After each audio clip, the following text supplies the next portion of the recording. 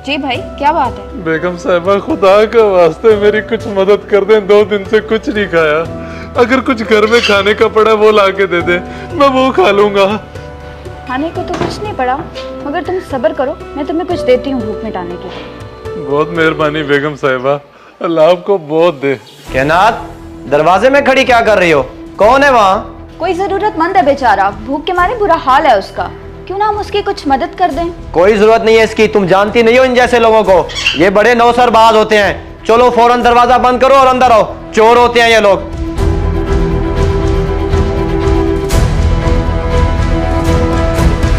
रुको, मेरे शौहर की बात का बुरा ना मनाना, तुम जरूरतमंद लगते हो, इसलिए ये पैसे पकड़ो। अल्लाह आपको इसका अजर दे। कैनात, बेशरम औरत, मैंने तुझे मना किया है फिर भी तूने उसे पैसे दे दिए। मेरी कोई हराम की कमाई है जो तू इस तरह लुटा रही है? क्या हो गया माजिद, आप गुस्सा क्यों कर रहे हैं? खैरात करने में भला क्या बुराई है? बल्कि खैरात करने से तो घर में बरकत आती है। मेरे सामने जुबान न चला, मैं सिर्फ इतना जानता हूँ कि तूने मेरा कहना नहीं माना। बड़ा शौक है ना तुझे हातिम ताई की औलाद बनने का, तो निकल अपने बाप के पास, मैं तुम्हें 3 तलाकें देता हूँ। क्या तलाक? इतना बड़ा फैसला करने से पहले कुछ तो खौफ खुदा करें। आप तो गुस्से में आपा ही खो बैठे हैं। मैंने कोई गुनाह तो नहीं किया था। एक लफ्ज नहीं सुनना मैंने, चुपचाप अपना सामान बांध और निकल यहां से।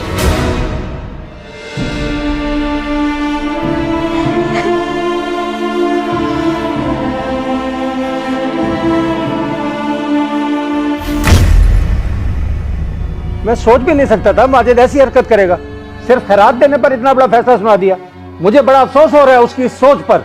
मैं तो हमेशा ही घर बसाने की कोशिश करती रही हूँ, मगर आज तो उन्होंने हद ही कर दी। मैंने कोई गुनाह तो नहीं किया था जो उन्होंने ऐसा फैसला कर दिया। अब पता नहीं क्या होगा। तुम फिक्र न करो मेरी बेटी, मैं जाके बात करता हूँ और उससे पूछता हूँ कि उसने ऐसी हरकत क्यों की, उसकी जुर्रत कैसी हुई तुम्हें रुलाने की। अब्बा ना जाए उसके पास। अब्बा रुके, मेरी बात तो सुने, छोड़े ना जाए उसके पास। मैं पूछता हूँ कि तुम्हारी जुर्रत कैसी हुई मेरी बेटी को जलील करके घर से निकालने की? जरा सी शर्म ना आई तुम्हें? जनाब कादिर अली साहब, यहाँ शोर शराबा करने की जरूरत नहीं है। मैंने आपकी बेटी को तलाक दे दी है, चले जाएं आप इधर से। आपका और मेरा अब कोई रिश्ता नहीं रहा। आखिर मेरी बेटी का कसूर क्या था जालिम इंसान?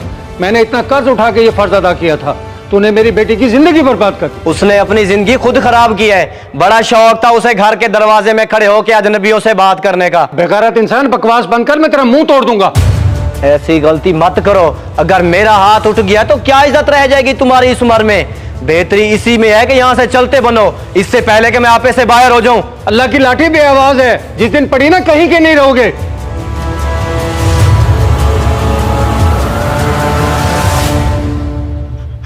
या अल्लाह, ये कैसी आजमाइश है? आज मेरी वजह से एक लड़की को तलाक हो गई।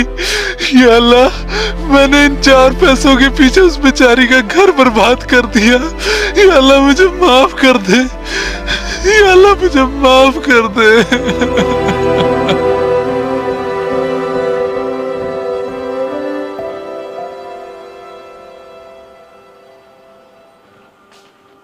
अब्बा आप आ गए? उसने आपसे कोई बदतमीजी तो नहीं की ना? उसने आज अपनी सारी औकात दिखा दी। अच्छा हुआ तुम्हारी उस जाहिल इंसान से जान छूट गई। अगर मुझे पता होता तो तुम्हारी शादी वहां कभी ना करता। बस आज से तुम इधर मेरे पास रहोगी। मगर अब्बा, मैं आप पर बोझ नहीं बनना चाहती। आपका भला क्या कसूर है कि आप इस उम्र में भी मुझे संभालेंगे? अगली ये कैसी बातें कर रही है? भला कोई बेटी भी बाप पर बोझ होती है? और तेरा बाप अभी इतना बुरा नहीं हुआ कि तुझे ना संभाल सके। अल्लाह सब खैर करेगा, अब परेशान ना हो। जी ठीक है अब्बा।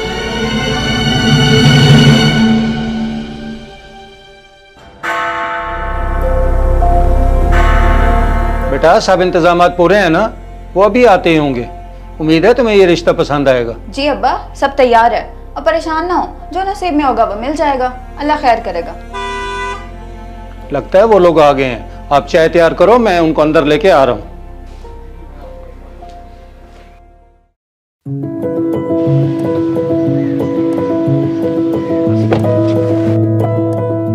जनाब, मैंने कहीं आने में देर तो नहीं कर दी?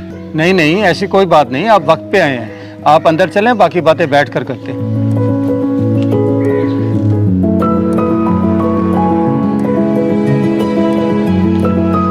बैठो बेटा, ये घर है मेरा छोटा सा।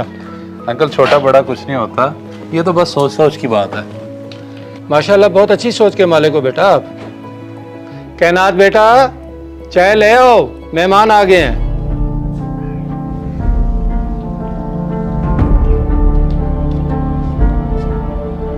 लगता है आपने मुझे पहचान लिया है। मैं वही भिखारी हूँ जिसकी वजह से आपका घर टूटा था। तुम मेरा मतलब है आप, और ये सब कैसे? प्लीज बैठें। परेशान ना हो, मैं आपको सब बताता हूँ। उस दिन के बाद मैं बहुत पछताया। मैं हमेशा दुआएं किया करता था कि अल्लाह आपके साथ भला कर दे, लेकिन खुदा को तो कुछ और ही मंजूर था। एक इंसान को फरिश्ता बना के भेजा और वो मुझे इस मुकाम पे ले आया। अल्लाह पाक बड़ा गफूर रहीम है, वो इस तरह लोगों की किस्मत बदलता है। बेशक वो हर चीज़ पे कादिर है। जी बेशक, उसी की कुदरत है कि मुझ भिखारी को ऐसा नवाजा कि अब पूरी ज़िंदगी किसी चीज़ की कमी नहीं है, बस एक नेक दिल बीवी के। मैं बड़े अरसे से आपकी तलाश में था कि मिल के माफ़ी मांग सकूं, लेकिन मुझे पता चला कि आपकी अभी तक शादी नहीं हुई, तो इस वजह से मैं रिश्ता लेके आ गया। अब आप लोगों को कोई एतराज़ तो नहीं है? मेरे वालिद को मेरे लिए जो ठीक लगे मुझे मंजूर होगा। बेटा मुझे तो इस रिश्ते से कोई इनकार नहीं है। बेशक इसी में अल्लाह की कोई हिकमत होगी जो अल्लाह ने इसको इधर भेजा। अगर तुम दोनों राजी हो तो मैं भी राजी।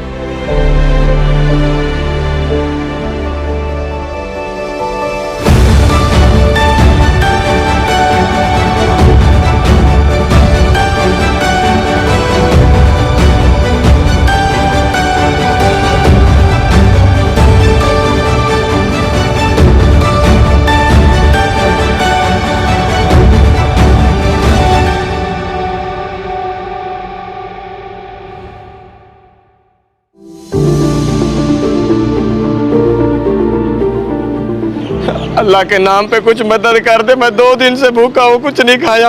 अल्लाह आपका भला करे। माजिद, तुम और इस हाल में? तुम इतनी अमीर कैसे हो गई? कायनात कौन है ये?